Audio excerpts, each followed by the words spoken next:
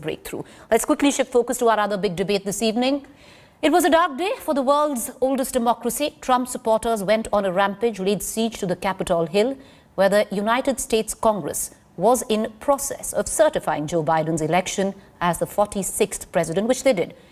The mob scaled the walls of the Capitol, broke barricades, smashed glasses, and even entered official offices. Unprecedented scenes.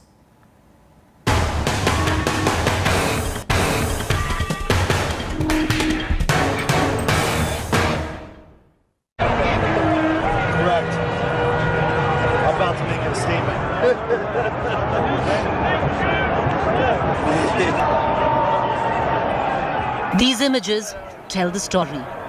The symbol of democracy invaded.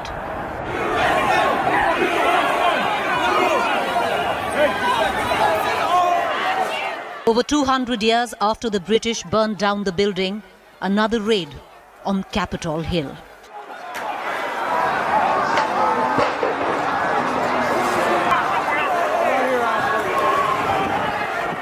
This time by supporters of US President Donald Trump, looking to overturn the people's verdict. They came in droves Wednesday morning, egged on by their leader, to stop the Congress from certifying Joe Biden's win.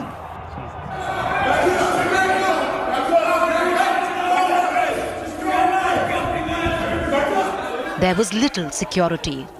The entry was relatively easy.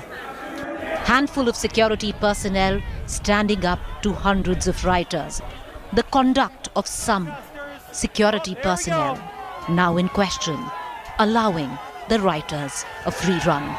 And they just breached the Capitol again. The vandals had a free run, outside and inside.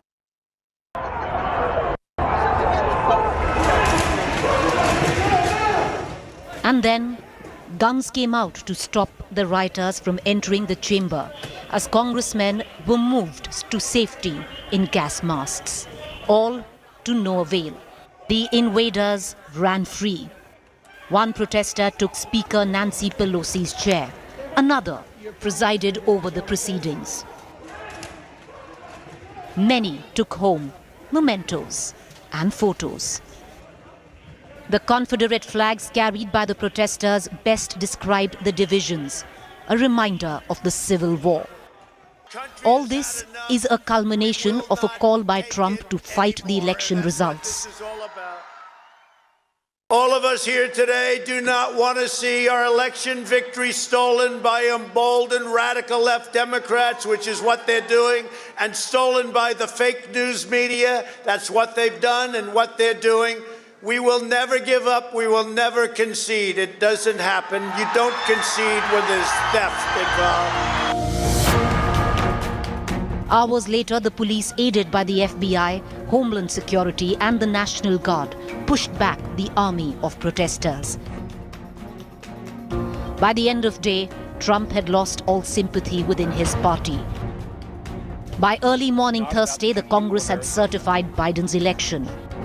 To those who wreaked havoc in our capital today, you did not win. Violence never wins. Freedom wins. And this is still the people's house. Trump himself was forced to climb down, pledging a peaceful transition of power. But the damage, it was done. We had an election that was stolen from us. It was a landslide election, and everyone knows it, especially the other side. But you have to go home now. We have to have peace. America is as divided as ever. Trump, according to American media, might not attend Biden's swearing-in, as is the tradition. Instead, he could be launching his next bid for presidency, 2024. Bureau Report, India Today. So the questions we're asking this evening: will Donald Trump face another impeachment attempt? This will be the second time, making him one of the very few presidents to do so. The US headed for a long political turmoil because, viewers, what has happened has clearly The fault lines of how polarized America is today have been clearly exposed, and what does divide in the US mean for the rest of the world? Let's cut across to our guests immediately. Irfan Nuruddin, Director, South Asia Center, Atlantic Council. He's joining us from Washington. Thank you for joining us, sir. I have KC Singh, former Secretary, MEA, and I have Manjeet Kriplani, Executive Director, Gateway. Appreciate you all for joining us. I want to begin with you, sir, Mr. Irfan Nuruddin. The question is, the fact that there was massive amount of ill preparedness because this event was anticipated. On the 19th itself, Trump had pretty much circled 6th January by saying, come, it's going to get wild.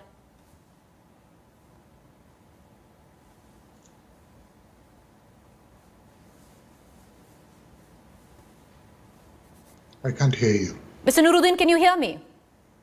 I can now. All yes. right, great. So the question I asked you was, the fact is what it exposed was the massive amount of ill preparedness because it was expected on the 19th of December. Trump himself had tweeted out saying, come on the 6th of January, it's going to get wild. Clearly, there was a lack of preparation, and I think there's going to be a massive inquiry initiated by Congress and by the city of D.C.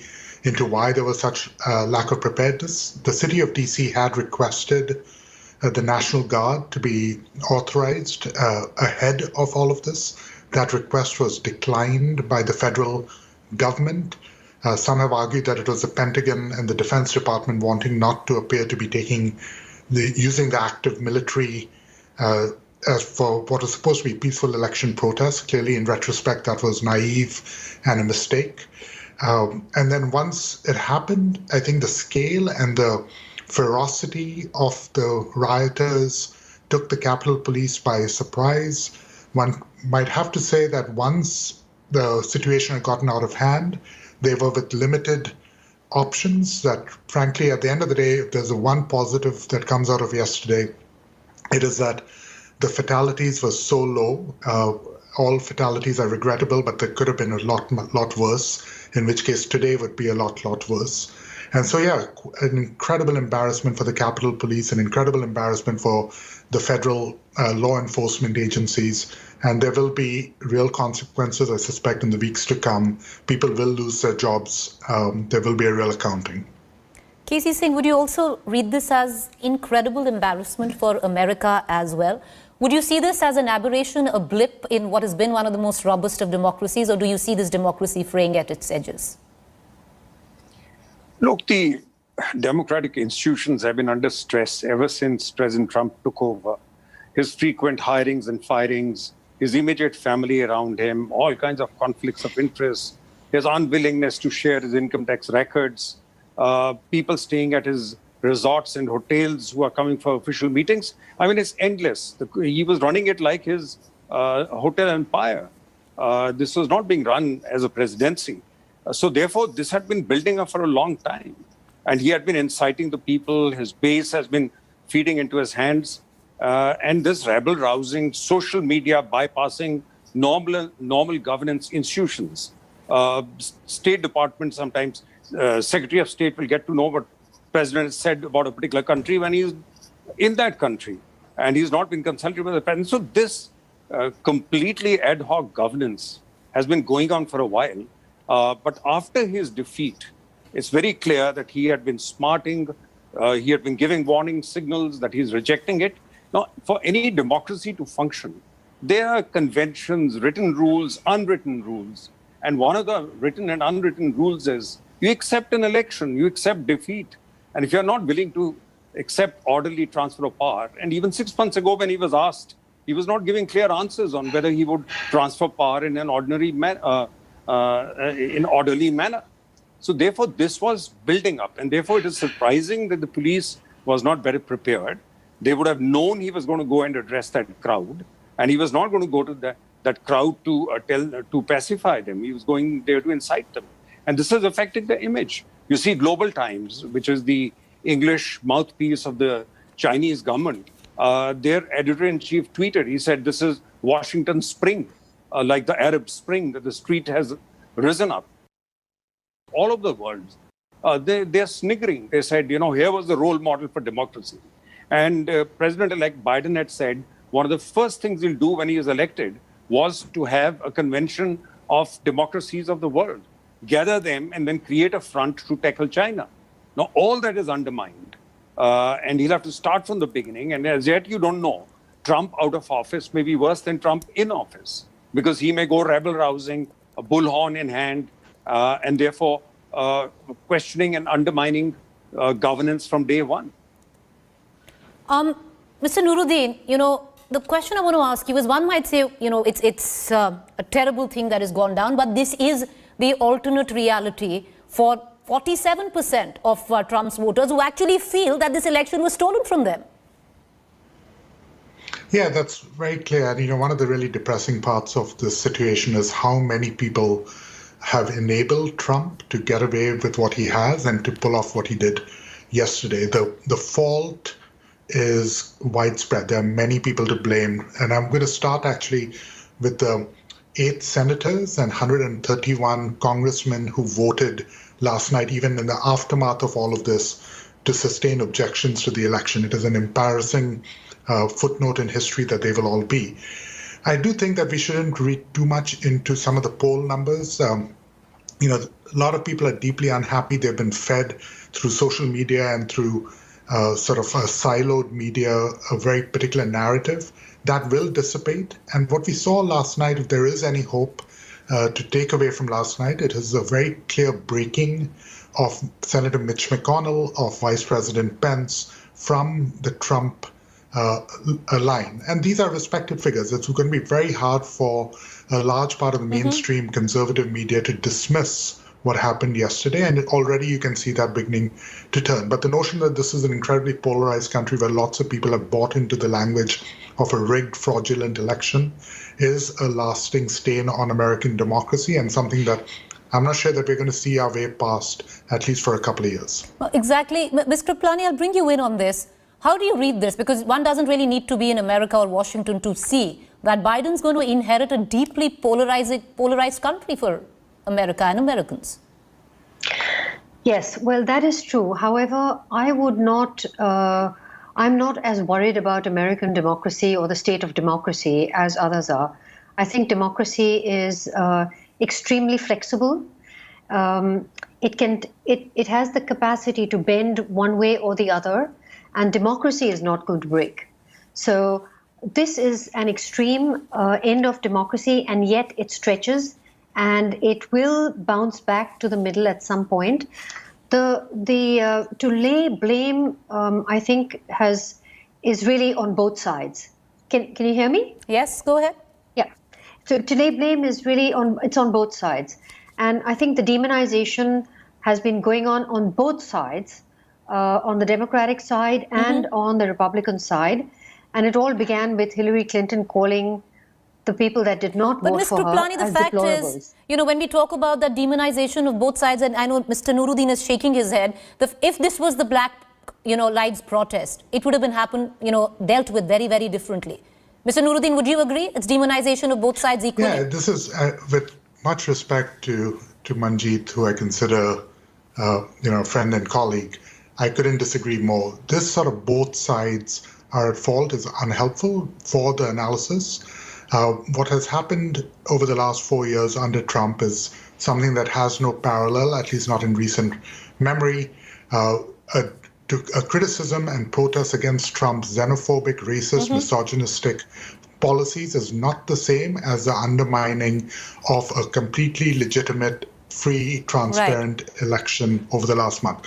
So we don't want to pretend like these are equals. It is not to suggest that anyone is perfect, but let's call a spade, and what happened yesterday was entirely the fault of President Trump and of the many, many Republican leaders who have validated and sustained his illegitimate and fraudulent claims about this election. Okay, I want to take a quick comment from Mr. K.C. Singh. Mr. Singh, what happens now where the world looks at America? Would you reckon the kind of hegemony that America had with the troubled times it's going through is going to go through a transition? No, it's quite clearly now that President Trump, albeit very reluctantly, has conceded. He realizes that otherwise he'll go down some other track of impeachment or 25th Amendment or whatever else. So I think he's finally backed off, though he's still sort of, kept half a sentence in that saying, I don't accept the outcome. I think once President Biden comes in, all this will be buried. Inquiry will be held into how this thing happened. As they are saying, he'll move very quickly because they are controlling. You see, 4 or 5 positive things are. One is that the institutions largely held. Don't forget that there were Republican governors, Republican legislatures who did not listen to Trump. Republican Secretary of State in Atlanta, who in fact made it public. His conversation with the president trying to force him to, produce votes out of a hat. And then courts, even judges nominated by the president, they did not. They went by the evidence. They showed no loyalty to him. And I think finally it's only about 6 or 7 senators. House is different. But out of 100 or 98 senators present, only about 7 broke. So I think the break has come where these senior grown-up people in the Republican Party, I think they finally realized that they had indulged him too much. And now it had reached a point where I think they had to really cross the Rubicon. And therefore, America will probably heal pretty quickly.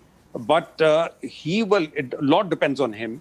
A lot depends on how his supporters, after all, what we saw yesterday are not the representative of the 74 million who voted for him. There are many sensible people amongst that.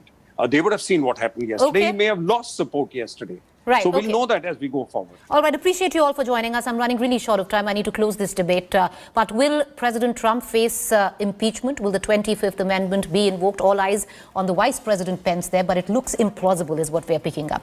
Hi everyone, Preeti Chaudhary here. Hope you like this video. For latest news and analysis, like and subscribe to the India Today YouTube channel. And don't forget to press the bell icon to stay updated. Thank you for watching.